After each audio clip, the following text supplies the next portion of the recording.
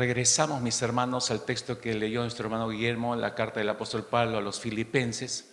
Es una carta que ya desde un par de semanas hacia atrás estuvimos reflexionando, específicamente la semana última, el domingo último, estuvimos concentrados en los versículos 6 al versículo 9, donde nos describió completamente una manera del desarrollo de la misión de Dios para la cual Cristo vino. Y dijimos y dejamos insistentemente marcado esto en nuestros corazones, que Jesús dejó un precedente, dejó un paradigma, un modelo que teníamos que seguir en el cumplimiento de la misión. No eran solo datos históricos o hechos que ocurrieron con Cristo Jesús, sino Él trazó un camino para que lo pudiéramos seguir. Yo quisiera retomar desde donde nos quedamos el domingo pasado, y como dijimos, no hay mejor manera de ver y conocer a Jesús sino en la cruz. Porque vemos toda la obra culminada en la cruz del Calvario, y eso nos permite conocer mucho mejor al Señor. Vimos la semana pasada cómo el plan de salvación que inició en la eternidad y halló su culminación en la cruz justamente. ¿Quién fue el diseñador de ese plan? Pues fue el Padre, el Hijo y el Espíritu Santo. Es decir, Jesús fue partícipe de la concepción de ese plan que él mismo vino a ejecutar. Y no solamente fue el ejecutor, Él fue el que la culminó, Él fue el que en cierta manera la terminó, en cierta manera, porque no la terminó lo que Él tenía que hacer en beneficio de nosotros. Pero dijimos la semana pasada, y espero que haya resultado eso en su mente, fue más que interesante volver al texto de Filipenses capítulo 2 para conocer mejor a Jesús en su autohumillación. Nos detuvimos a ver específicamente el desarrollo de esa autohumillación de nuestro Señor Jesucristo, y eso fue sorprendente, mis hermanos. Fue realmente sorprendente. Es sorprendente que Él pudiera decir: nadie me quita la vida, yo la pongo de mí mismo y yo la puedo volver a tomar, dijo Jesús. O sea, esto no fue algo coincidente, no es algo que simplemente porque fue demasiado bueno lo mataron y lo crucificaron porque no tenía quien lo defendiese. Mis hermanos, creo que leyendo claramente los evangelios podemos darnos cuenta que eso le sobraba al Señor. Podía haber un solo ángel bastaba para borrar del mapa a todos los que estaban ajusticiándolo injustamente. Pero no lo hizo, porque eso estaba en el plan divino. Yo he venido a hacer la voluntad del Padre, no mi propia voluntad, dijo el Señor Jesús. Por eso nadie le quitaba la vida, Él la puso. Y eso es autohumillación. Nadie lo subyugó, nadie lo obligó, Él decidió hacer esto.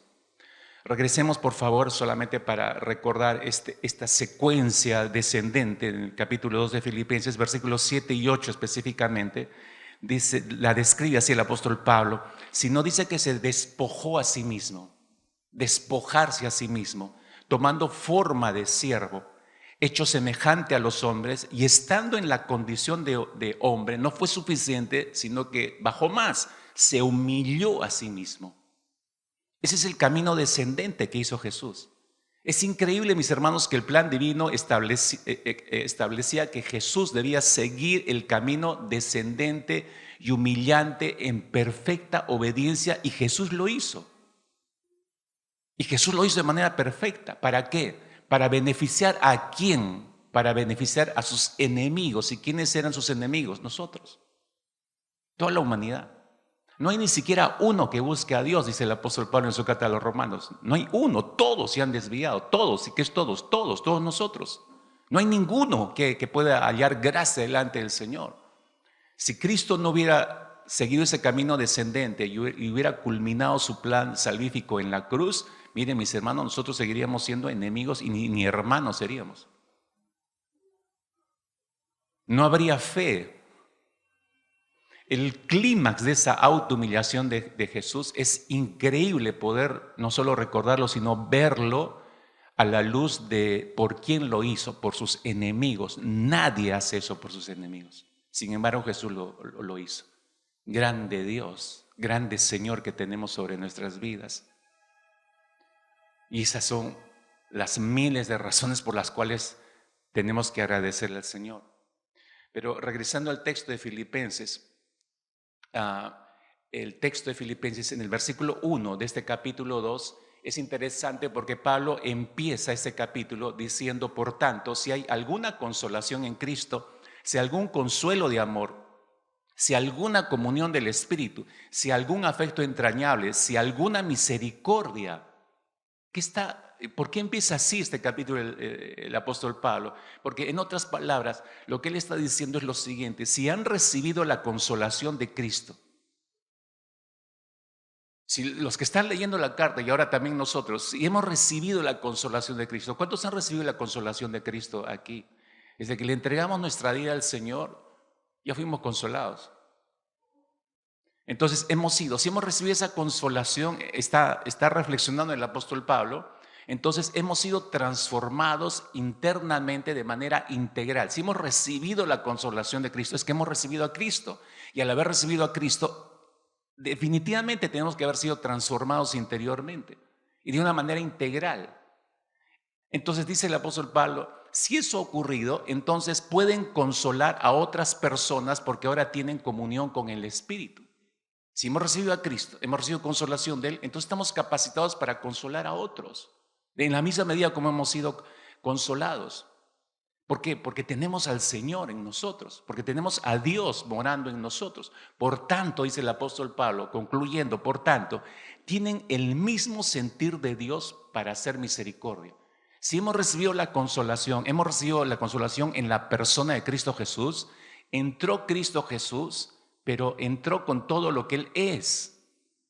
Y eso no solo nos capacita para hacer consolación, misericordia a otras personas, sino nos lleva a esta tremenda realidad que si tenemos a Cristo, entonces también tenemos el mismo sentir que hubo en Cristo para hacer misericordia, hermano, porque sería imposible hacer misericordia a otros si no tuviéramos a Cristo, que es la misericordia encarnada en nosotros. No podríamos hacerla. Y luego sigue diciendo el apóstol Pablo en el versículo 2, completad mi gozo sintiendo lo mismo, teniendo el mismo amor, unánimes, sintiendo una misma cosa. ¿Ha captado los términos? Por favor, piense conmigo un momento más. Dice, completad mi gozo sintiendo lo mismo que ¿quién? Que Cristo, evidentemente. Por el contexto del capítulo, por lo que está hablando, es la persona de Cristo. Luego dice, teniendo el mismo amor. ¿De quién? ¿El mismo amor de quién? De Cristo.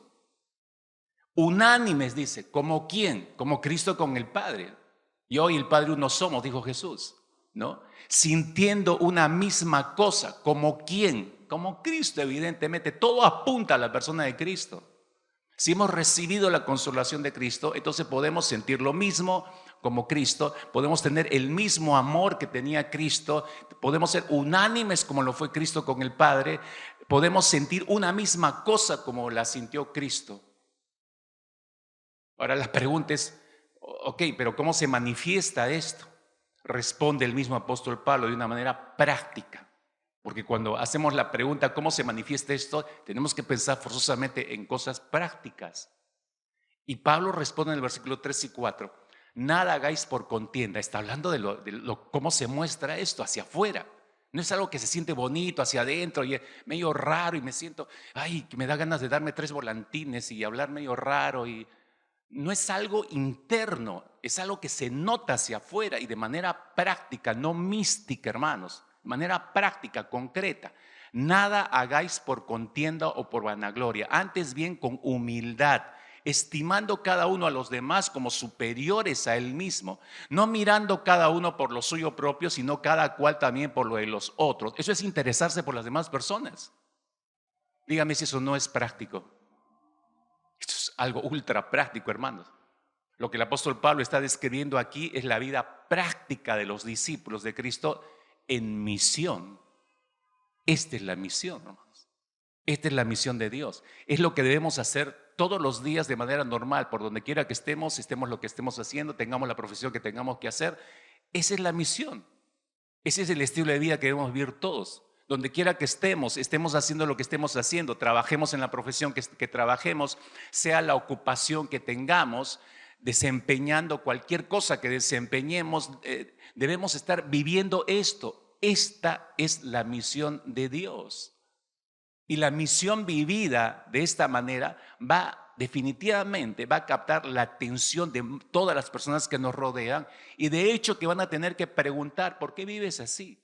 ¿Por qué haces esto así? ¿Por qué hablas de esta manera? ¿Por qué tú no le entras a esto? ¿Por qué tú no eres otro corrupto como todo el mundo? ¿Por qué no tú entras en toda esta normalidad del mundo? ¿Por qué tú eres medio raro? ¿Por qué tú eres media rara? Va a obligar a preguntar. Y ahí vienen las respuestas que nadie espera escuchar, pero que los lleva a la realidad del reino de Dios. Recordemos que la misión de Dios lo afecta a todo, mis hermanos, lo transforma todo. Esa es la misión de Dios. Lo transforma todo. Cuando llega una persona, la transforma de manera integral. Y los portadores de esa misión somos cada uno de nosotros. Por eso es que Pablo apunta en estos versículos a la vida práctica, a la vida cristiana práctica. Porque eso es lo que se tiene que ver, eso es lo que va a afectar la vida de la gente, lo que va a hacer que la gente se interese. ¿Qué es lo que nos cambió? ¿Qué es lo que nos transformó? Y va a tener mucho más, va a gravitar más y va a ser más fuerte si las personas a las que les damos testimonio nos han conocido de toda la vida. Entonces, si sale lo juerguero, lo borracho, lo amiguero, lo chismosa, lo que todo lo malo que siempre hemos hecho toda una vida, y de pronto ya no nos vean actuando así ni viviendo así, pues mucho más raro, ¿no? Va a provocar más, pero ¿qué es lo que te ha cambiado? Pero yo te conozco toda la vida y tú has sido así, así, así, y nos canta toda la cartilla. Bueno, era, pero ya no soy. Ya, siéntate, te voy a contar qué pasó y empieza a extenderse el reino de Dios en otra vida. Pero para lograr resultados, para dar frutos, este tipo de frutos que glorifiquen a Dios, usted se ha dado cuenta cómo el apóstol Pablo enfatiza muchísimo en el versículo 2 una frase que usted tiene que subrayarla ahí en su Biblia. Dice el apóstol Pablo en el versículo 2, la frase es sintiendo lo mismo. Sintiendo lo mismo, ¿no? Y para que no quede ninguna duda de quién tenemos que tomar ese sentir lo mismo. Yo hacía pregunta hace un momento, sentir lo mismo que quién. Por eso, para que no quepa duda de quién tenemos que tomar ese sentir, el apóstol Pablo agrega en el versículo 5, de manera ya más clara, dice, haya pues en vosotros este sentir que hubo también en Cristo Jesús. Ya con eso quedó más claro. ¿Por qué nos estamos refiriendo a Cristo? Y siempre es a Cristo. Haya pues en vosotros este sentir que hubo también en Cristo Jesús. Mis hermanos, lo voy a decir de esta manera, no podremos, y anote bien esto por favor, no podremos ninguno de nosotros realizar nuestro rol dentro de la misión de Dios si no tenemos el mismo sentir que tuvo Cristo cuando vino a llevar adelante la misión de Dios aquí en la tierra. Eso de que nosotros sí podemos, no podemos si no tenemos a Cristo, que es el paradigma, que es el modelo, que es el poder para llevar adelante la misión de Dios en el mismo sentir de Cristo. Y eso establece una ley de fondo, mis hermanos. La misión de Dios no se puede realizar de cualquier manera, como se me ocurra a mí, o nosotros, esta iglesia, hemos creado una nueva metodología, una nueva forma de evangelismo. No, ya está escrito, hermanos. Otra vez tenemos que regresar al modelo de Jesús. Jesús no alteró nada del plan divino. El plan tal cual estaba escrito, Él lo vino a ejecutar. Él no dijo hay que hacer estos cambios. Padre, ahora que estoy aquí en la tierra me he dado cuenta, no, mejor cambiamos la metodología, cambiamos la estrategia y lo hacemos de esta manera, Padre. Ni se atrevió a mencionar eso. Él simplemente era, yo he venido a hacer la voluntad del Padre, no he venido a hacer mi voluntad, lo tenía bien en claro. Nosotros no la tenemos muy en claro, hermanos.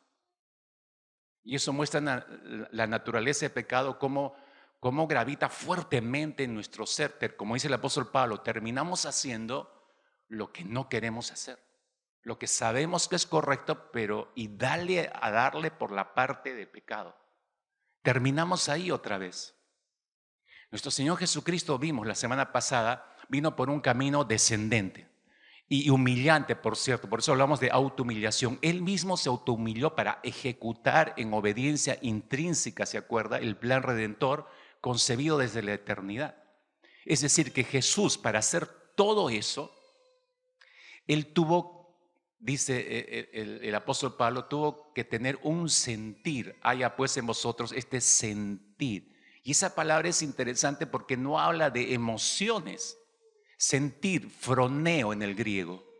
Y el froneo o froneo significa poner la mente, estar mentalizado, estar atento, poner todo el interés, o como decimos nosotros, estar enfocados.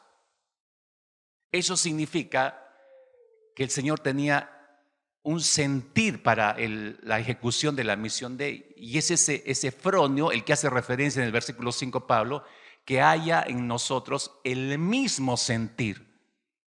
La manera como Cristo se enfocó, el interés que le puso a la ejecución del plan salvífico, ese mismo sentir tiene que haber en nosotros para continuar nosotros con la misión de Dios. Ese sentir en Jesús lo hizo llevar adelante su rol dentro de la misión de Dios aquí en la tierra de manera perfecta.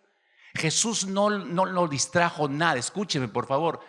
A Jesús no lo distrajo absolutamente nada. Estar enfocados es estar enfocados. Estar enfocados y mentalizados significa nada te distrae. Tú tienes fijo el propósito, tu razón de ser, lo que debes hacer, tus responsabilidades, tu misión, la tienes fija. No dejas que nada te distraiga. Va a aparecer cientos de cosas, pero nada te va a distraer. Eso es lo que ocurrió con Jesús. No lo distrajo nada. ¿Por qué? Porque estaba mentalizado, estaba enfocado, atento a lo que estaba haciendo. ¿En qué estaba enfocado, mis hermanos? En lo que él mismo reveló, en su obediencia perfecta a la voluntad del Padre. Él estaba enfocado en obedecer, obedecer, obedecer, obedecer. Y eso, mis hermanos, me lleva a que juntos reflexionemos en lo siguiente. Cuando Jesús empezaba su día a día, usted sabe cómo lo iniciaba. Muy temprano, evidentemente, y en oración. Se apartaba del grupo y buscaba un lugar e iba al encuentro de la presencia del Padre. Disciplinadamente todos los días. No es que se levantaba, ay, se me hizo tarde, oh chicos, vamos, si no vamos a llegar tarde a Samaria, vamos, ay, ¿qué hora Jesús? No, después más tarde hacemos el devocional y se los llevaba. Nosotros si hubiéramos hecho eso, mis hermanos. Pero Jesús no. Ahora, si él iba al encuentro de la presencia del Padre, pregunto, ¿no? ¿Cree usted que Jesús, nuestro Señor, necesitaba ese encuentro con la presencia del Padre para sentirse bien? ¿Cree que Jesús necesitaba ir al encuentro del Padre cada mañana para sentir que el Padre estaba con él? ¿Cree usted que el Señor Jesucristo iba a ese encuentro diario con la presencia del Padre para sentirse que no estaba solo y que el Padre no lo había abandonado?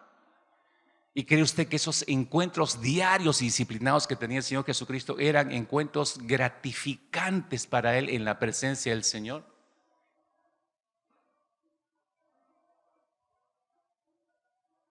Según el registro bíblico, no solo de esos momentos, lo que venía después de esos momentos nos pueden dar la respuesta de manera clara. No creo que Jesús iba al encuentro del Padre con ese propósito. Hablo de gratificaciones personales. No creo ni me imagino a nuestro Señor Jesucristo teniendo encuentros simplemente para sentirse extasiado con la presencia del Padre. Y lo estoy diciendo con mucho cuidado, mis hermanos, porque usted se va a dar cuenta que aquí hay un problema de fondo en muchos cristianos evangélicos. Creo firmemente, hermanos, porque la Biblia lo muestra así, que Jesús iba en búsqueda de la presencia del Padre y de la voluntad del Padre. No solo iba por la presencia del Padre, iba por la voluntad del Padre para seguir en la misión. Permítame empezar con este principio de vida en la vida del Señor Jesucristo y en la realización de la misión de Dios, porque me temo que nosotros, mis hermanos, hemos entendido mal o hemos aprendido mal o hemos cambiado el énfasis de ese modelo de vida de Jesús, porque ahí empieza todo. Ahí empieza el día al día para hacer la misión, para llevar adelante la misión de Dios. El día a día empieza con nuestro tiempo a solas con el Señor, ¿o no? Espero que esa sea su disciplina personal, ¿no? Que su día empiece así con el Señor. Entonces, si empieza mi día para seguir desarrollando la misión de Dios, entonces ese encuentro con el Señor es clave para nuestra vida. es clave para nuestra vida de misión. Entonces, permítame tomar como un punto de partida, conociendo mucho mejor al Señor en su propia disciplina de encuentro diario con el Padre. Y decía hace un instante que nosotros o hemos entendido mal, o hemos aprendido mal, o adrede hemos cambiado este encuentro con el Señor. ¿Qué podemos haber olvidado? Esto como que suena como a fórmula, ¿no? Y que es nuestro primer punto en el mensaje en esta mañana. Que su presencia siempre va acompañada de su voluntad, no van divorciadas. Las dos cosas vienen en una sola, presencia del Señor y voluntad de Dios. Ahora, ¿por qué creo que esto se ha quebrado en la vida de muchos creyentes? No es que se han alejado del Señor, sino han divorciado este binomio. Van por la presencia del Señor, sí, pero no van por la voluntad del Señor.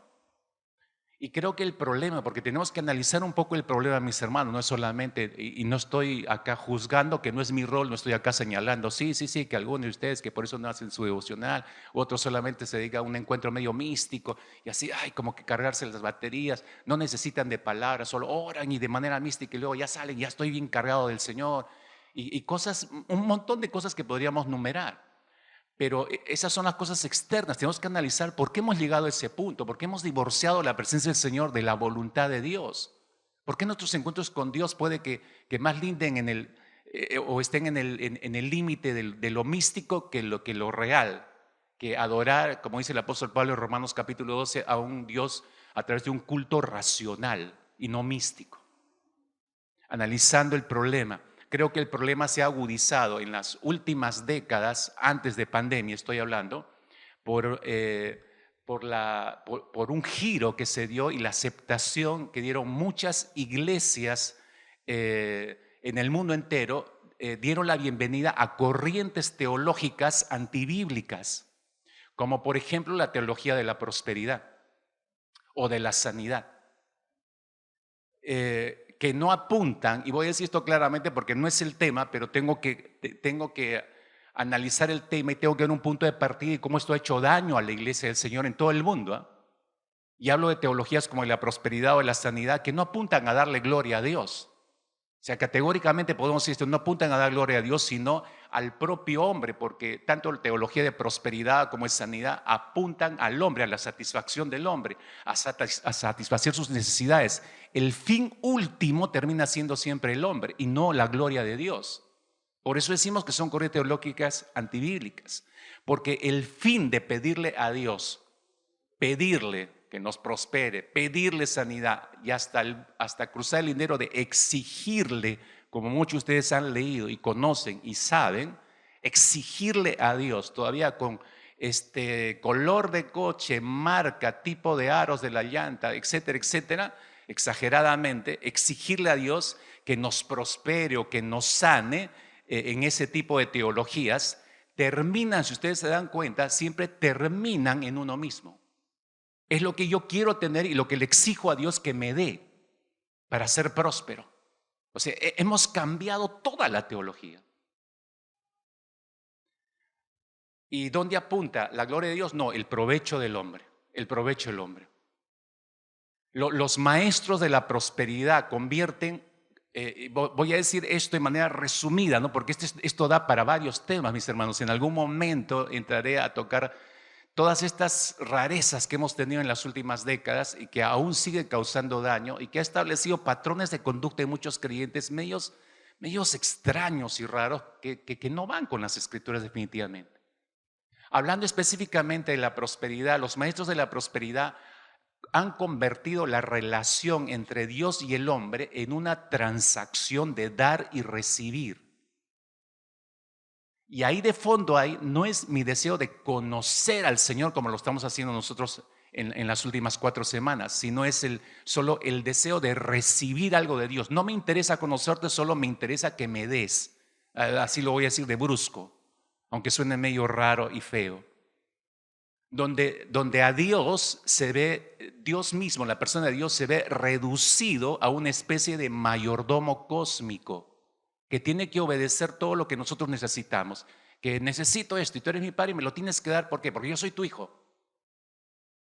Mayordomo cósmico, y él tiene que ir rápido, ay, ya lo veo apurado, hay que darle, ay, ¿qué quiere Pablito? Una guitarra nueva, le doy una guitarra nueva, ¿y qué quiere un teclado nuevo? Le traigo un teclado nuevo. Solamente para saciar nuestra necesidad, un mayordomo nuestro. Dios no es un mayordomo de nadie, hermanos.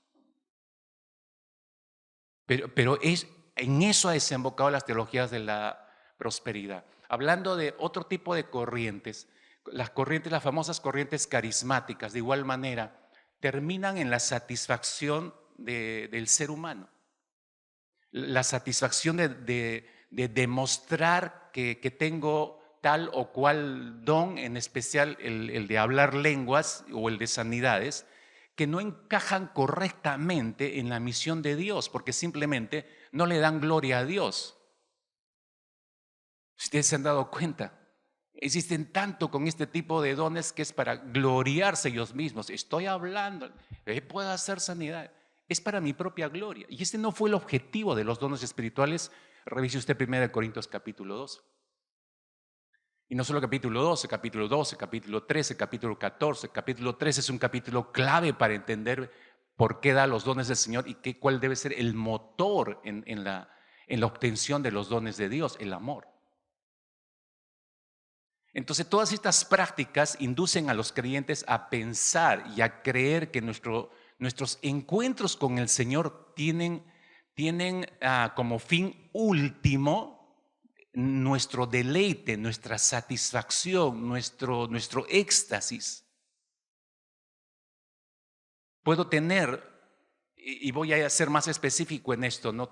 Todas estas corrientes han afectado tanto nuestro sentir hacia Dios, como dije hace un momento, que no nos interesa conocer a Dios, nos interesa sacarle algo a Dios, obtener algo de Dios, el mayordomo cósmico, como decía. Entonces, por ejemplo, tener un tiempo a solas con Dios en adoración, o puedo estar con Él a solas en mi habitación, en mi casa, o puedo estar en un culto domingo como hoy, con todo el resto de la congregación, teniendo un tiempo de adoración, y podemos llegar al punto de sentirnos absortos, extasiados, emocionalmente hablando, podemos sentirnos extasiados en la presencia del Señor. Y claro, alguno me preguntará y me dirá que eso está mal, pastor. No, somos seres emocionales. Se espera que haya emociones en nuestros tiempos de adoración, sí, pero yo creo que no hay que perder de vista el objeto de nuestra adoración. Y el objeto de nuestra adoración no es nuestra autosatisfacción, es satisfacer la gloria de Dios. No venir a satisfacernos nosotros.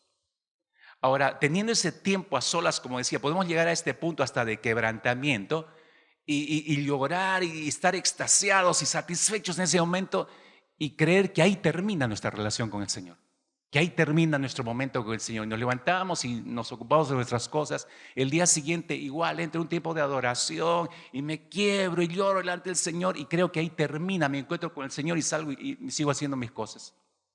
Hermanos, eso es un error. Es un error terrible. Y esto ha sido reforzado mucho más en varias décadas, yo diría desde la década de los 70 aproximadamente, en que hubo todo un cambio en la adoración de las iglesias en el mundo entero. Ciertos movimientos de adoración en décadas antes de esta pandemia, encabezadas por supuesto por mega iglesias mundiales, que a través de sus estilos de adoración y composiciones por cierto, simples, con poco contenido teológico, escaso contenido teológico. Entonces, esos movimientos de adoración, por supuesto, con una estructura musical muy bien hecha, espectacularmente bien hecha, y eso es lo que impactó a la gente. La letra, no importa la letra, esto suena bonito y tocan tan bien y cantan tan lindo. Y eso llegó a todo el mundo, a todas las iglesias, y se dio a luz a alabanzas antropocéntricas más que cristocéntricas o teocéntricas. Y todos fuimos afectados con eso, mis hermanos. Y ese tipo de alabanzas que enfocan más o expresan más la satisfacción del hombre en lugar de la exaltación de Dios. en lugar de la voluntad de Dios. Eso quedó perdido entre las páginas, entre las músicas simples, sin teología profunda, en ese tipo de alabanza. Eso ha hecho que los creyentes piensen y crean que esa es la adoración que Dios espera. Y esa no es la adoración en espíritu y en verdad que Jesús hizo mención. Esa no es la verdadera adoración. Eso hizo que la adoración diera un giro drástico en la mente de todos los creyentes en el mundo entero, para dejar establecido, porque no solamente era la música, la falta de contenido teológico, hermanos, afecta a la iglesia, afecta terriblemente la vida del creyente, sus normas de conducta, su sistema, su estilo de vida. El estilo de vida de los creyentes debe estar fundamentado en la palabra del Señor, no tiene que hallar otro fundamento. Entonces, todas estas corrientes de adoración más hacia adentro que hacia el Señor produjeron el deleite personal, marcaron y establecieron una escuela de adoración que estaba enfocada en el deleite personal, en la presencia del Señor. Miren que esto parece espiritual y bien dicho, pero es un error. Deleite personal en la presencia del Señor. No parece nocivo, pero se marcó ese tipo de escuela y de adoración. Sin embargo, ese deleite personal en la presencia de Dios, eso me suena a mí a egoísmo. Eso me suena a mí a antropocentrismo, porque yo me estoy deleitando, ¿no? El eje de adoración es el yo del hombre y no la persona de Dios. Soy yo el centro de la adoración, no es Dios. Nos concentramos y nos centramos en nuestro deleite personal. Escuche esto que es peligrosísimo. Nos concentramos en mi deleite personal y estoy usando la presencia del Señor para mi deleite. Dígame si eso no es egoísmo. Y no solo egoísmo, eso es antibíblico. Usamos al Todopoderoso, usamos al majestuoso Dios para mi provecho emocional, hermanos. Y esto tiene la misma figura que yo decía en la teología de la prosperidad o de las sanidades o de los momentos carismáticos. Es lo mismo, hermano, en el sentido de usar a Dios para mi provecho emocional. No solamente estoy violando todos los principios de adoración en la Escritura, no solamente no he entendido lo que es el principio de adorar en espíritu y en verdad a Dios, sino que no me está interesando realmente conocer a Dios, porque solamente estoy buscando mi satisfacción personal. Por eso es que usted ha visto o escuchado o le han dicho en muchos lugares que entra a una iglesia, acá no se mueve el Espíritu Santo, acá es frío, mejor me voy. ¿Por qué? Porque está pensando, acá me tienen que mover las emociones y si no me siento bien, entonces Dios no está aquí. Qué aberración más terrible, hermanos. O sea, si yo no me siento bien, yo estoy yendo a un lugar para sentirme bien, entonces no se trata de Dios, se trata de mí. ¿Me están comprendiendo, mis hermanos? Pero todos estos movimientos dieron a luz justamente a esto, al deleite personal en la presencia del Señor. Me deleito en la presencia del Señor. No parece, no es nocivo, pero sí es antibíblico, hermanos. Vuelvo a repetir, porque no se trata del deleite de nosotros, se trata de honrarle a Dios, de glorificarlo al Señor. Se trata del deleite del Señor. Mis amados hermanos, hemos olvidado o hemos aprendido erróneamente, decía hace unos minutos atrás, que la manifestación de la persona de Dios en todos los casos bíblicos, hermanos, no en algunos, en todos los casos bíblicos, la manifestación de Dios no era para deleite del hombre, del que estaba recibiendo esa manifestación, no era para su satisfacción, no era para impresionarlo al hombre, no era para que tenga un éxtasis de ver la presencia del Señor. Ese no era el propósito ni el fin último de mostrarse Dios, sino que su presencia manifiesta se produce estando íntimamente ligada a la voluntad de Dios. Él se manifestaba para mostrar su voluntad. Ese era el propósito de la manifestación de Dios. Ahora fíjese estos movimientos de adoración cómo nos han llevado a creer que nos debemos deleitar en la presencia del Señor. Nos deleitamos, nos sentimos bien, me siento satisfecho. Cómo me ayudó todas estas alabanzas. Pero ¿qué de la voluntad de Dios? ¿Salimos a hacer la voluntad de Dios? ¿Nos interesa saber qué dijo Dios para hacer su voluntad? ¿Verdad que no? Nuestro fin último es lo que nosotros sintamos. no lo que Dios sienta o lo que Dios quiere, es lo que yo siento. Así que me tienen que hacer sentir bien cada domingo que venga.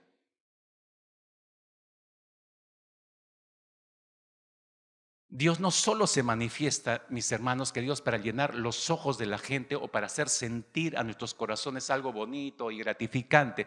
No es el propósito de Dios, insisto. No es para llenar nuestras almas, el asiento de nuestras emociones, para llenar nuestras almas de un éxtasis de felicidad. No es el objetivo de la manifestación de Dios.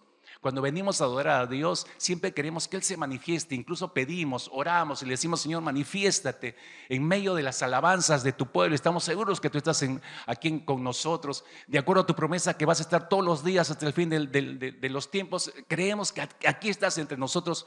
Invocamos esa presencia, queremos esa presencia del Señor, mis hermanos, pero la pregunta es: ¿para qué quiero la presencia de Dios? Si es solo para mi satisfacción, entonces encuadramos dentro de todas estas aberraciones que por muchos años han entrado en la iglesia. Pero cuando le entiendo bíblicamente que la presencia del Señor es voluntad de Dios, entonces me interesa, ok, si esto me impresiona, me trae cierta, porque soy un ser emocional, mueve todas mis emociones al encontrarme con el Señor, perfecto, pero me interesa más, ¿qué dice el Señor? Me interesa tu voluntad, ¿qué tengo que obedecerte hoy? ¿Qué tengo que hacer hoy? Ese es el punto, mis hermanos. Presencia más voluntad de Dios. No divorciemos las cosas. No divorciemos a Dios de su voluntad. Porque el fin último de revelarse Dios, de mostrarse Dios, es ese justamente, para mostrar su voluntad. Su presencia manifiesta es para dar a conocer su voluntad y para que esa voluntad revelada sea obedecida por nosotros. Fíjese nada más, le pongo varios casos en las escrituras para que se dé cuenta, y es algo puntual, digo, en cada caso de la escritura. Solo voy a tomar unos cuantos para que usted note esto en el cuadro que tiene ahí por delante. Por ejemplo, en el caso de Abraham, Génesis capítulo 17, cuando Dios se revela, se muestra a Abraham, no es para que él se sienta extasiado. Hay una orden puntual en el caso de Abraham. Le dice: anda delante de mí, sé íntegro. Esa es una orden que le da Dios, eso es voluntad de Dios. Se reveló a Abraham para decirle eso. El caso de Moisés no es diferente. Éxodo capítulo 3, cuando se acerca a la zarza ardiente y empieza ese diálogo con el Señor, le dice específicamente, le dice Dios: ve, saca a mi pueblo de Egipto. Le está ordenando que haga algo, voluntad de Dios. No se reveló para que se extasíe nada más. Vi a Dios para su satisfacción personal. No. El caso de Salomón, igual, 1 Reyes capítulo 9, ¿no? Cuando es instalado como rey en el primer año, Dios se le revela, se muestra a Salomón y le dice: anda delante de mí en integridad, obedeciendo lo que te he mandado, guardando mi palabra. Le está mandando cosas específicas, voluntad de Dios, voluntad de Dios. El caso de Simón, Pedro y Andrés, cuando Jesús los llama, ya hablando de manera personal, Él en el cuerpo, Jesús encarnado, los llama a Simón, Pedro y Andrés, su hermano, y les dice específicamente, se revela a ellos, voluntad asociada a su presencia: venid en pos de mí y yo los voy a hacer pescadores de hombres. Les está dando una orden específica. No se mostró a ellos y no les dijo nada. Y ellos: hoy vimos a Jesús, extasiados. No, vengan en pos de mí. En el caso de Pablo, lo hemos leído varias veces, en el propio testimonio del apóstol Pablo en Hechos 26, se reveló a él, se mostró a él y le dijo: sé un ministro y testigo, ve y abre los ojos de los gentiles para que se conviertan. Le está dando órdenes específicas. Hermanos, y la lista podría seguir, es larguísima, por supuesto. En cada personaje bíblico que usted ve, el Señor no se reveló solamente para sorprenderlos y ellos se sientan una satisfacción y luego les sirviera eso para autogloriarse. No, mire, tuve un encuentro con Dios, se me reveló, se me mostró y es así, así. No es ese el propósito de Dios. Es mostrar su voluntad. Creo que el ejemplo supremo, contundente en el Nuevo Testamento de esta presencia con voluntad queda demostrado categóricamente en Mateo capítulo 17, cuando Jesús lleva a Pedro, Jacobo y Juan al monte Tabor, donde se transfigura, y ellos lo ven en su gloria. Se revela a ellos su gloriosa presencia. Y dice Mateo 17, versículo 5 específicamente, que una nube de luz los cubrió y aquí una voz desde la nube que decía: este es mi Hijo amado en quien tengo complacencia. Y luego agregó el Padre: a él oíd. A él oíd. A él acuo en el griego. ¿Y qué es acuo? Significa escuchar, entender, estar de acuerdo con para obedecer. O sea, no es solamente prestar el oído a lo que está, los sonidos o lo que está produciendo el ruido o quien esté hablando. No es solo prestar el oído para eso, por eso hablo de escuchar. Acuo es escuchar, pero no solo es escuchar entendiendo y estando de acuerdo y obedeciendo. Todo eso implica el término acuo. Entonces lo que el Padre está diciendo para que los discípulos escuchen es justamente eso. Escuchen, estén atentos, estén de acuerdo, obedezcan. A Él oíd. El punto aquí es clarísimo, mis hermanos. Jesús se muestra a sus discípulos en toda su gloria. El propósito de esa revelación no es para que ellos sean gratamente sorprendidos, impresionados, gratificados en sus sentidos. No, sino es para hacerles saber que es a Él a quien deben escuchar. Es a Él, es la voluntad de Él la que deben obedecer. Y tienen que estar de acuerdo con esa voluntad y deben ejecutar esa voluntad. Ese era el énfasis de la revelación de Jesús para con los discípulos. Por eso hablo este es un momento clímax, cumbre, que categóricamente nos demuestra que presencia va asociada a la voluntad del Señor. No son cosas divorciadas. Dios nunca se muestra para extasiarnos nada más, mis hermanos. Así que creo que debemos borrar de nuestro chip el hecho de que, hablando específicamente de domingos o de tiempos devocionales a solas, que yo me encuentro con el Señor para buscar extasiarme, sentirme bien, encontrarme con el Señor, pero no pensar seriamente en ejecutar la voluntad de Dios, en buscar la voluntad de Dios. ¿Qué es lo que tengo que hacer, Señor? Dime ahora, en este encuentro, ¿qué es lo que quieres que yo te obedezca? Esa es la pregunta. Aún si revisamos la manifestación de Cristo hacia nuestras vidas, en estos tiempos vamos a ver que guarda el mismo patrón, presencia con voluntad. Cristo, cuando se revela cada día, cuando podemos tener ese encuentro diario con el Señor, usted abre su palabra, ocurre eso, nos encontramos con el Señor, pero está la voluntad del Señor asociada a ese encuentro. Por este cuadro, el siguiente, por favor. Gracias. Nos puede mostrar esto categóricamente, un recorrido así rápido nada más, porque va la palabra, y usted va a encontrar todo esto en la palabra. ¿Qué manda el Señor? Él se revela, es presencia, y ¿qué te manda? Arrepiéntete. Lo primero, ¿no? Lo primero que en nuestro primer encuentro, que luego nos animó o nos mandó que los recibiéramos como Salvador y Señor. Luego nos dijo que nos mantuviéramos unidos a Él, porque separados no podemos hacer nada fuera de Él. Luego dijo que debemos ser santos como Él es santo en toda nuestra manera de vivir. Luego nos dijo que teníamos que ser llenos del conocimiento de su voluntad en toda sabiduría espiritual. Luego nos mandó que vayamos y hagamos discípulos donde quiera que estemos, que oremos sin cesar, que estemos atentos y esperemos su retorno.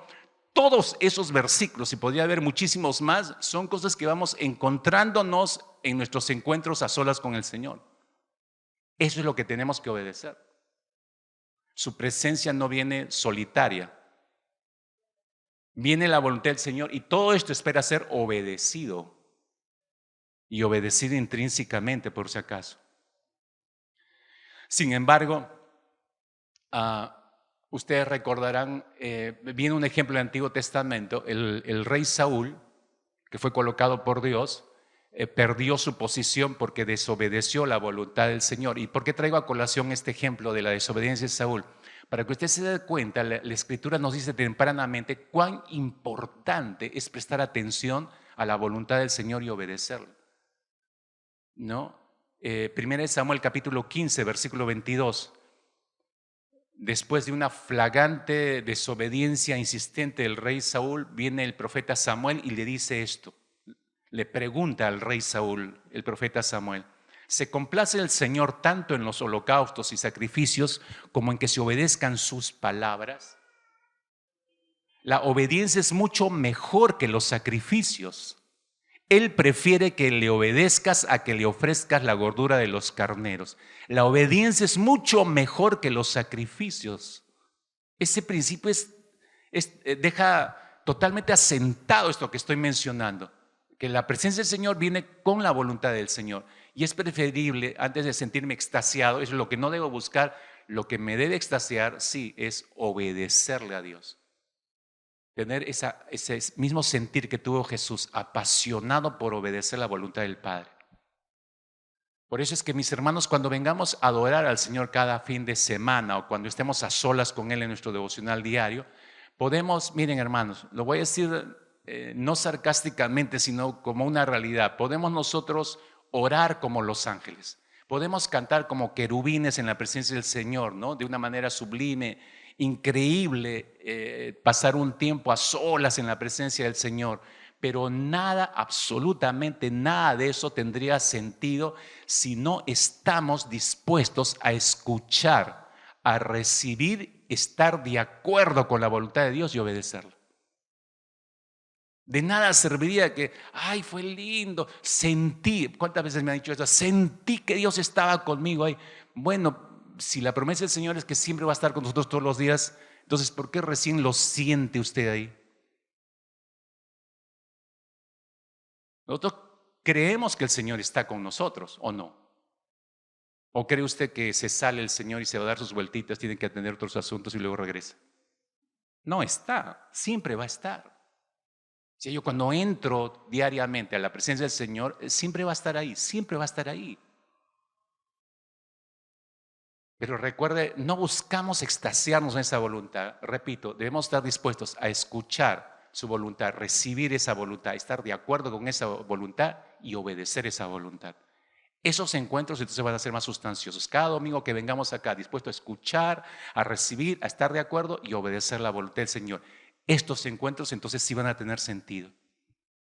La presencia del Señor, mis hermanos, no está divorciada de su buena y perfecta voluntad. Él se manifiesta en nuestras vidas para manifestar su voluntad. Y eso es sumamente importante en el cumplimiento de nuestro rol en la misión de Dios.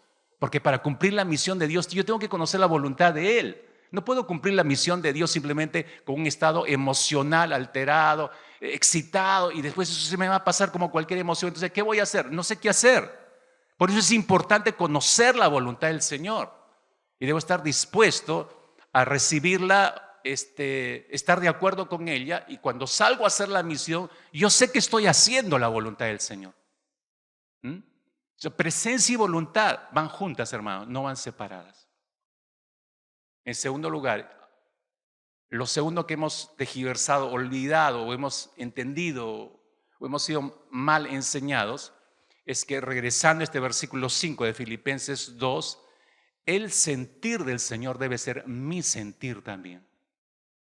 Para el creyente, hermanos, lo digo así claramente, no debe haber opciones en el versículo 5. Haya pues en vosotros este sentir que hubo también en Cristo Jesús. Pablo no está pidiendo un favor a los creyentes. Él, por revelación divina, está solo retransmitiendo un mandato. Haya pues en vosotros este sentir. Debe haber este sentir para la ejecución de la misión de Dios. Debe haber este sentir. Sin este sentir no se puede ejecutar la misión de Dios. El apóstol Pablo dice, haya pues este mismo sentir. ¿Cómo se tiene este mismo sentir, mis hermanos? ¿Cómo es que se tiene este mismo sentir? Ahora, para tener este mismo sentir en Cristo, voy a decir, tiene usted que notarlo para revisarlo, por favor. Para tener este mismo sentir, primero nuestras vidas deben ser absorbidas por la vida de Cristo. Si mi vida no es absorbida por la vida de Cristo, nunca voy a tener el mismo sentir que hubo en Cristo Jesús. Nunca.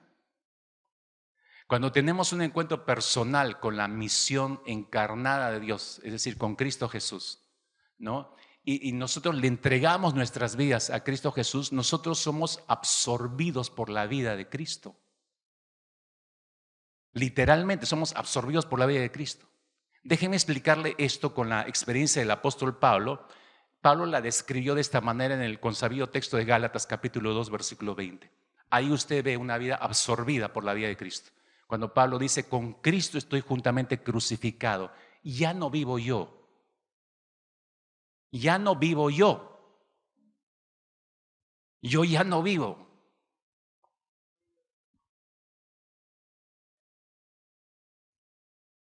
No hay otra manera de explicar esto. Pablo está diciendo que él está muerto para la vida que tenía antes. O sea, ya no vive para esa vida, está muerto para esa vida. Y luego agrega a continuación, mas vive Cristo en mí. Hay una nueva vida en él, la de Cristo, y él está viviendo esa vida ahora. Ha muerto para la vida que tenía antes y ahora está viviendo esa nueva vida que es la de Cristo. Esto significa que su vida ha sido absorbida por la vida de Cristo. Por eso ya no es la vida de Pablo. Y si vive la vida de Cristo en él, entonces, si Pablo dice que él está viviendo la vida de Cristo en él, entonces también se supone que siente lo mismo que Cristo siente. Piensa lo mismo que Cristo piensa, siente lo mismo que Cristo siente. Porque si mi vida ha sido absorbida por la del Señor, entonces yo ya no estoy pensando por mí mismo, estoy pensando con la mente de Cristo. Estoy sintiendo como Cristo siente. Estamos entonces, esto significa que podemos estar mentalizados, concentrados para la misión de Dios. Nada nos debe distraer, hermanos, nada nos debe distraer. Nada nos debe desviar si mi vida ha sido absorbida por la vida de Cristo. Nuestras mentes están tan absorbidas por la mente de Cristo que nada nos distrae de la misión de Dios. Cuando el apóstol Pablo está describiendo cómo su vida fue absorbida por la vida de Cristo, nos explica cómo esa experiencia marcó tremendamente la vida de Pablo y su rol en la misión de Dios. En su carta a los Filipenses, capítulo 2, vimos el domingo pasado que el apóstol Pablo describe en los versículos, a partir del versículo 6, 7 y 8, la manera en que Cristo se autohumilló, recuerda. Y vimos una gradería como Jesús fue autohumillándose, se vació, la kenosis que vimos el domingo pasado. Se despojó, se vació de sí mismo para ejecutar el plan salvífico diseñado desde la eternidad. Eso está descrito entre los versículos 6 al 8.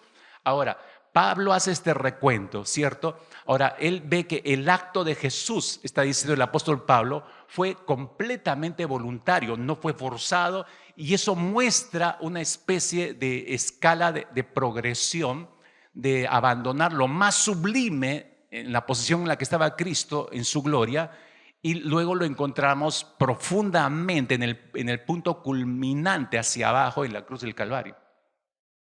Toda esa descripción la hace el apóstol Pablo en esos 3 versículos. Eso nos muestra que la cruz toma una connotación sumamente importante, dijimos la semana pasada, como estilo de vida. Por favor, comprendamos esto. Jesús dejó un modelo, pero ese término en la cruz nos deja una connotación sumamente importante para nosotros, nos muestra este modelo, este estilo de vida que tenemos que tener presente. Entonces, cuando el apóstol Pablo dice en el versículo 5, haya pues en vosotros este sentir que hubo también en Cristo, Pablo tomó muy en serio esto, mis hermanos. Miren, lo tomó tan en serio y se dio cuenta que esto es un estilo de vida que está planteando Jesús. No es un hecho histórico, es un estilo de vida que estaba dejando. De tal manera lo tomó el apóstol Pablo que hizo exactamente lo mismo que su maestro. Ahora, no solamente fue para él, recuerden que el apóstol Pablo plantea y dice, sed imitadores de mí así como yo soy de Cristo. Entonces, Jesús dejó el modelo, Pablo sigue ese modelo y nos anima a nosotros, deben seguir ese modelo. Estilo de vida. Él inicia una carrera, Pablo inicia una carrera con el mismo sentido descendente, sigue el ejemplo de nuestro Señor Jesucristo. Entonces Pablo hace un recuento resumido de todas aquellas cosas que en su vida eran sumamente importantes, que le daban significado a él y lo retroalimentaban en su yo interior. Y que todo eso le había dado un tremendo nombre y relevancia a él, y era una gloria carnal la que a él le gustaba mostrar. Y él hace un recuento de todo esto en el capítulo siguiente, Filipenses capítulo 3, versículo 5. Yo voy a leerlo en una versión diferente. Usted lo puede leer si tiene Reina Valera, el versículo 5 del capítulo 3. Pablo está diciendo allí, me circuncidaron a los 8 días de nacer.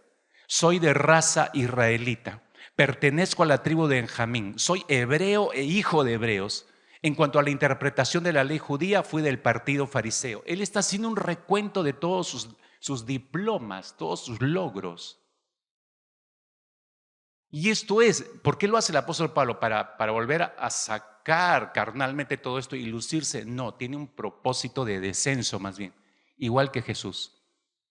Pablo está diciendo lo que por muchos años lo enorgulleció, lo que por muchos años le dio a Pablo la confianza de lo que él era, y eso le daba, eso lo retroalimentaba para hacer lo que él hacía. Miren el recuento que hace, él dice que su sangre es judío puro al 100%.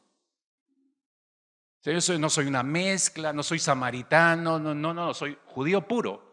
Provenía de la tribu de Benjamín, por eso dice una tribu distinguida de las 12 tribus del pueblo de Dios. Era el pueblo escogido de Dios, por eso decía, soy hebreo e hijo de hebreos. Es decir, mis ancestros desde atrás, podemos hacer un seguimiento, cualquiera puede hacer este seguimiento, ¿y dónde los va a llevar? Tribu de Benjamín.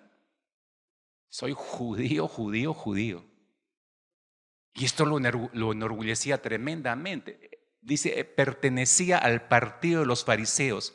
El partido de los fariseos, cuando recién nació el partido de los fariseos, era aquellos que se gloriaban de salvaguardar las enseñanzas de Jesús tal cual.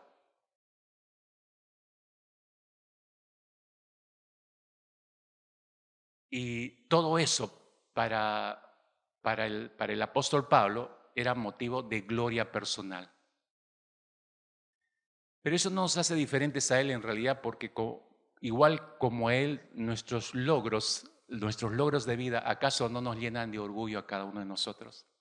Cada una de las cosas que logramos o que tenemos, provenir de una buena familia, haber estudiado una prestigiosa universidad, tener una carrera reconocida, ser un profesional de renombre, tener un liderazgo fuerte dentro de esa profesión o dentro de la iglesia, ser respetado en su comunidad, todo eso puede llenar de orgullo a cualquier persona, hermanos.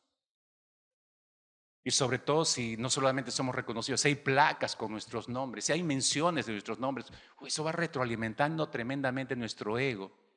Pero el apóstol Pablo luego se da cuenta, luego de nombrar todo esto, lo que era motivo de gloria para él durante toda su vida. Miren, es interesante lo que dice a continuación en el versículo 7 del capítulo 3.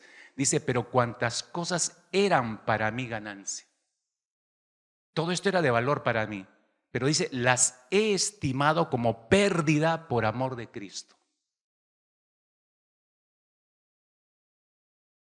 Cuando me llenan de orgullo todos mis cartones y todo, yo lo retengo, lo muestro, lo cuelgo. Quiero que todo el mundo sepa, y cuando voy a un lugar, me presente, por favor, me presentan como el doctor fulano de tal.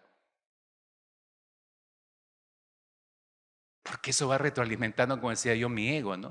Pero dice Pablo, yo era así, pero las he estimado como pérdida por amor de Cristo. Pablo está recordando, en este versículo 7, está recordando las cosas en el pasado que él desechó por amor a Cristo. Está recordando hacia atrás, todo esto lo deseché, es el pasado, ¿no? Por amor a Cristo. Pero luego dice a continuación algo que es singularmente y que nos interesa a todos nosotros. No es solamente hablar del pasado, acepté a Cristo y todas las cosas malas que hacía, las deseché todo, pero no hablemos del pasado. Yo a veces escucho a creyentes que hablan siempre del pasado, pero háblame de tu presente. ¿Qué de tu presente? Pablo no pasa por alto eso. Versículo 8 dice, y ciertamente aún estimo todas las cosas como pérdida por la excelencia del conocimiento de Cristo Jesús mi Señor, por amor del cual lo he perdido todo y lo tengo por basura para ganar a Cristo. Escúcheme, iglesia, no solamente habla Pablo de las cosas que perdió en el pasado, que las consideró como pérdida por amor a Cristo, sino también las cosas que tenía que estar dispuesto a perder en el presente. No solo el pasado, sino las cosas que uno tiene que estar dispuesto a perder en el presente. Porque en nuestra vida diaria de misión, si no se ha dado cuenta, mi hermano, mi hermana, en nuestra vida diaria de misión siempre van a aparecer cosas a las cuales tendremos que renunciar. Siempre va a haber cosas que van a querer interferir con nuestro llamado a desarrollar la misión de Dios. Y esas cosas tenemos que desecharlas porque simplemente no se ajustan a la misión que estamos llevando a cabo. Por eso tienen que ser desechadas. Algunas cosas serán fáciles de retirarlas delante de nosotros.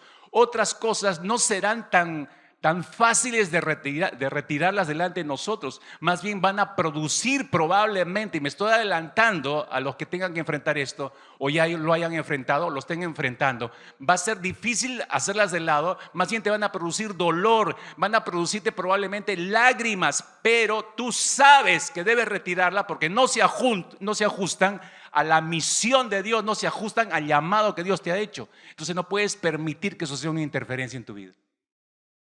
No debemos permitir que sea una interferencia para nuestra vida.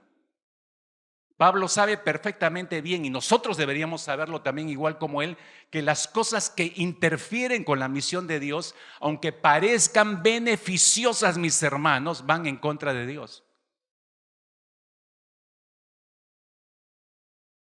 Porque no necesariamente tienen que ser cosas malas, ¿no? Pueden ser cosas, repito, beneficiosas. Wow, una gran oferta por delante. Pero si no se ajusta a la misión de Dios, si Dios te llamó a hacer algo de manera específica, entonces está queriendo interferir con ese llamado y esa misión. No debemos dejar que echen raíces en nuestro corazón, por cierto. Es por eso que el apóstol Pablo usa esta expresión, se ha dado cuenta. Dice, lo he perdido todo y lo tengo por basura. Perdido es cubalón en el griego.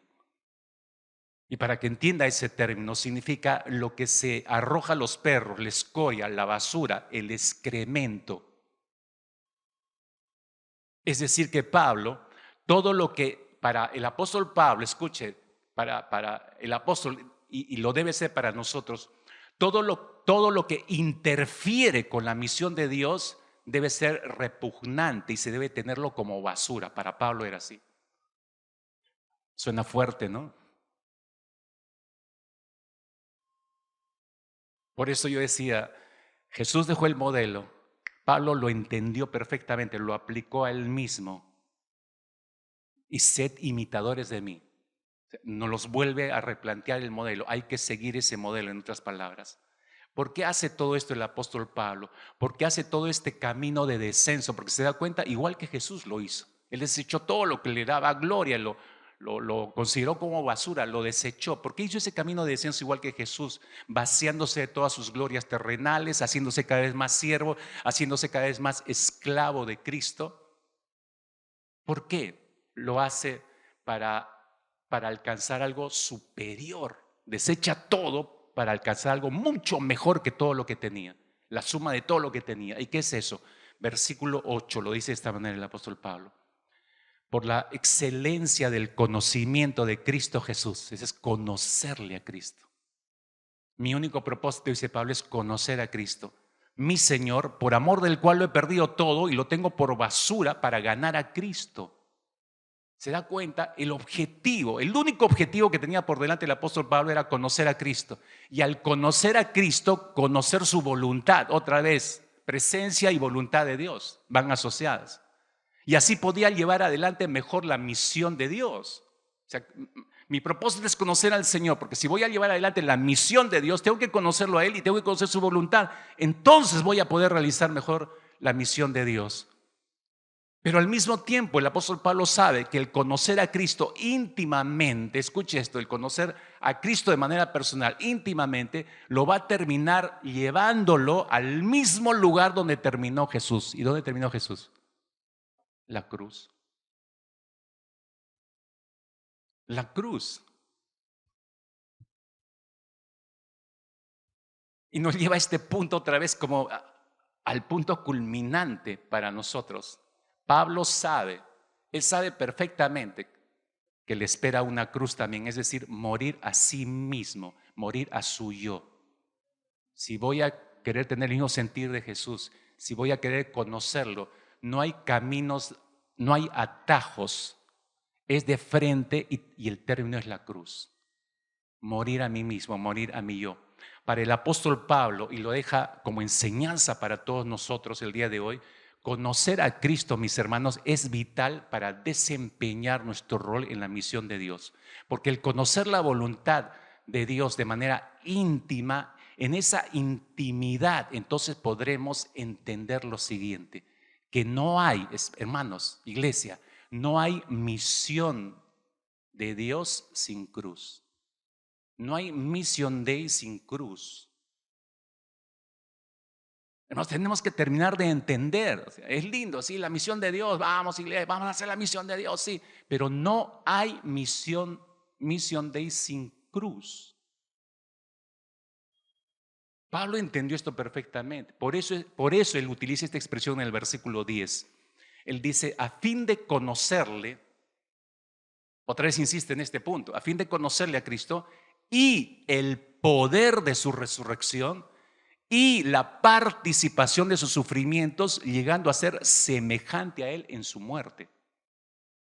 Él no está mirando otro sitio, sino está mirando lo mismo que miró el Señor, el final, la cruz. Ese es el final. Pablo ya había muerto. Ahora, lo pongo nada más en el orden cronológico. Esta carta a los filipenses fue escrita después de la carta a los gálatas. Entonces, en esta carta simplemente estaba ya confirmando su deceso y que ahora vivía en la vida de Cristo. Pablo ya había muerto a sí mismo. Su único interés era conocer a Cristo y su voluntad, y su única misión era la misión de él. Porque cronológicamente, primero en Gálatas, ya no vivo yo, mas Cristo vive en mí, eso lo escribió primero, y luego escribió la carta a los filipenses. Y acá solamente estaba ratificando que él ya había muerto, que ya estaba en la cruz, crucificado con Cristo. Simplemente estaba confirmando. Nosotros podríamos confirmar en esta mañana que hemos seguido el mismo camino y que estamos con Cristo crucificados y que ya no vivimos nosotros. Podríamos ser capaces de afirmar eso en esta mañana y que estamos viviendo en esa voluntad y que nada nos aparta de esa voluntad y que vivimos con ese propósito único de ejecutar la misión del Señor de manera obediente. Ojo, mis hermanos, sin estar con Cristo crucificados, es decir, sin morir a nosotros mismos, no podemos, ni vemos que podamos ser capaces de enfrentar el contexto al cual vamos a enfrentarnos en el desarrollo de la misión de Dios. Y con esto quiero sacarlos de la iglesia y ponerlos en el contexto frío de fuera, porque no vivimos hacia adentro, vivimos para afuera, hermanos. Sin estar con Cristo crucificados, mis hermanos, sin haber muerto primero para nosotros mismos, no vamos a poder desarrollar la misión de Dios hacia el mundo necesitado. Porque si usted no se ha dado cuenta, Mateo capítulo 24, la descripción que da el Señor Jesucristo de los lugares, de los campos donde debemos sembrar la semilla del Evangelio, no es un campo nada sencillo, mis hermanos. Y Jesús nos dejó esta descripción por adelantado. Mateo capítulo 24, a partir del versículo 5 hacia adelante, él empieza a describir todo lo que va a aparecer. Van a haber muchos Cristos, van a decir que soy yo, no les creáis. ¿De qué está hablando? Pluralismo religioso. Eso ya hace rato que hay presente en el mundo. Hay un pluralismo religioso, nadie sabe, todos dicen que tienen la verdad, nadie sabe. Todos dicen que son poseedores de la verdad, pero ¿quién dice la verdad? Luego Jesús hace una descripción de que va a haber guerras y las guerras traen gente traumada, las guerras traen gente desplazadas. Jesús habla de pestes, hambres, terremotos, toda la gente en necesidad que va a haber producto de todas estas hecatombes. Encima todos ellos, dice los creyentes, Jesús dice, seremos aborrecidos de todos por causa de Cristo. Van a aparecer falsos maestros con falsas esperanzas, habrá mucho engaño, se va a multiplicar la maldad, se va a enfriar la fe de muchos. Es una descripción tétrica, hermanos, pero ese es el contexto donde vamos a desarrollar la misión de Dios. ¿Me está entendiendo? Entonces Mateo 24 es lo que nos espera a nosotros. Eso en lo que ya estamos, mejor dicho. Y no vamos a poder desarrollar la misión de Dios si primero no nos crucificamos y estamos, como dice el apóstol Pablo, muertos a nosotros, crucificados con Cristo y viviendo la vida de Él. No vamos a poder desarrollar la misión de Dios sin la cruz, hermanos. No podremos llevar adelante la misión de Él en ese contexto complicadísimo que nos describe Mateo 24 el Señor Jesucristo, si primeramente no hemos desfilado y hemos pasado por la cruz. Porque muertos a nosotros, vamos a llegar a conocer la voluntad de Cristo. Y conociendo la voluntad de Cristo, entonces sí sabremos qué hacer en ese contexto tan complicado. Si no, no vamos a poder hacerlo. Y solamente así, en ese contexto tan complicado, cómo tener el mismo sentir de Jesús, es decir, cómo tener compasión por esas personas. Si primero no voy a la cruz. Compasión es tener penita por las personas, hermanos. La compasión me lleva más allá que solamente un sentir tristeza, pena por la situación de la persona, es hacer algo respecto a esa persona. Y no es solucionarle todos sus problemas, sino es presentarle quién tiene la solución a todos sus problemas. De eso trata la misión de Dios. Mis hermanos, si Cristo Jesús estuvo dispuesto, y termino con esta pregunta, si Cristo Jesús estuvo dispuesto a dejar de lado toda su gloria, hemos visto todo ese recuento en Filipenses 2, para venir en misión a esta tierra, encarnarse en un cuerpo humano. Si el apóstol Pablo estuvo dispuesto a perderlo todo y seguir el mismo camino que su maestro Cristo Jesús, abandonando todas sus glorias, desechando todas sus glorias terrenales, si él estuvo dispuesto a tenerlo todo, hermanos, como basura para ganar el conocer a Cristo y el conocer la voluntad de Cristo para realizar mejor la misión de Dios, entonces, mis hermanos, ¿qué tenemos nosotros que sea muy valioso? ¿Qué tenemos nosotros que sea muy valioso para no perderlo por amor a Cristo? Por el único propósito y deseo de conocer a Cristo y conocer su voluntad. ¿Qué tenemos nosotros que sea muy valioso que no podamos renunciarlo? Cristo renunció a su gloria. Pablo renunció a toda su gloria terrenal. ¿Hay algo en nosotros de valor que tengamos que renunciar para seguir ese mismo camino, mis hermanos? Nos encanta pensar en ser grandes siervos de Dios, en la gloria de Dios, hacer la misión de Dios, pero la cruz está primero. Es donde morimos, es donde entregamos realmente lo que somos, es donde perdemos todo, hermanos, donde perdemos todos y seguimos en nuestra vida, en esta tierra, en el desarrollo de la misión, y seguimos dispuestos a seguir perdiendo todo aquello que interfiera con la misión que Dios nos ha encomendado.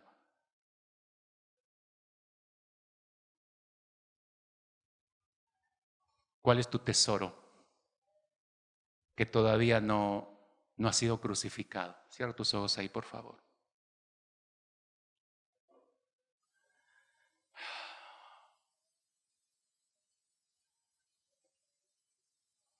Agustín de Hipona,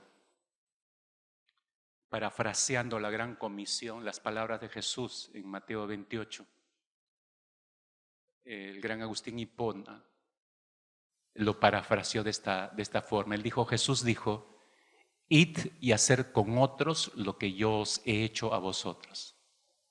Id y hacer con otros lo que yo os he hecho con vosotros. Esa es parte de la misión de Dios, mis hermanos. Pero por favor, ahora, ahí en este momento de oración, ¿cómo hacer con otros lo que Cristo ha hecho con nosotros si primeramente yo no he crucificado mi yo? ¿Se da cuenta? Va a ser difícil cumplir con mi rol en la misión de Dios si primero yo no paso por la cruz. Usted ha escuchado probablemente esto cientos de veces. Pero a veces somos como aquel grupo de soldados que custodiaban la cruz cuando Cristo estaba crucificado. Todos vieron el proceso de deceso de Jesús, pero solo hubo un solo soldado que rindió su vida a Cristo con todo el testimonio que recibió desde la cruz. Un solo soldado. A veces esto me hace pensar entre la multitud de cada iglesia que todos los domingos escucha un mensaje de Dios, la palabra del Señor, la revelación de la palabra del Señor. Puede que haya algún soldado solitario en esa multitud que entienda lo que Jesús ha hablado y esté dispuesto a estar de acuerdo con la voluntad del Señor y esté dispuesto a obedecerla. Bueno, por ese único soldado Cristo vino a morir.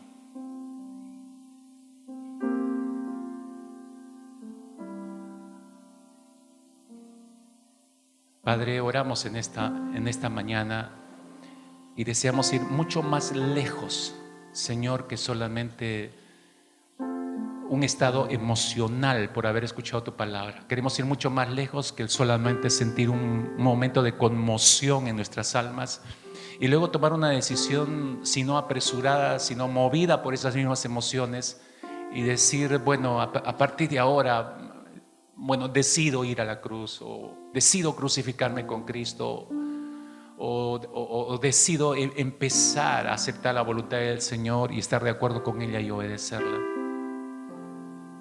Quizás este sea el tiempo y el momento que tú escogiste, Señor, para algunos de los que estamos reunidos aquí, para entender esto que por muchos años lo oímos, y que por muchos años tú nos llamaste a subir a la cruz contigo. Hemos vivido más una vida de complacencia de nosotros mismos. Hemos vivido complacidos con que tú diste tu vida por nosotros. Hemos vivido complacidos, Señor, en que tú nos bendigas. Hemos vivido complacidos con todo lo que tú nos das diariamente. Hemos vivido complacidos con la vida que no es nuestra y que nos la sigues dando. Hemos vivido complacidos con el trabajo, los ingresos, todo lo que viene de tu mano, Señor, como una bendición. Nos complace todo eso y vivimos complacidos con todo eso. Pero aún no hemos pagado el precio, Señor. Y el precio sigue siendo la cruz, tu cruz. Ya no vivo yo, dijo el apóstol Pablo, porque lo llegó a entender. Ahora Cristo vive en mí. Lo entendió perfectamente, Señor. Sed imitadores de mí, dijo Pablo también. Si hay algo que imitar, Señor, en esta mañana, es esta decisión que el apóstol Pablo tomó y que también debemos abrazar. Yo no sé cuántos estén dispuestos a abrazar en esta mañana la tremenda decisión de morir hoy domingo, morir en la cruz contigo, y conocer a través de esa muerte, conocerte a ti y conocer tu voluntad, conocer el poder de tu resurrección, conocer tu voluntad y su rol en tu misión, Señor. No hay misión tuya sin cruz, Señor. Definitivamente que no la hay. Por eso es que nos urge ir a la cruz, Señor, en esta mañana.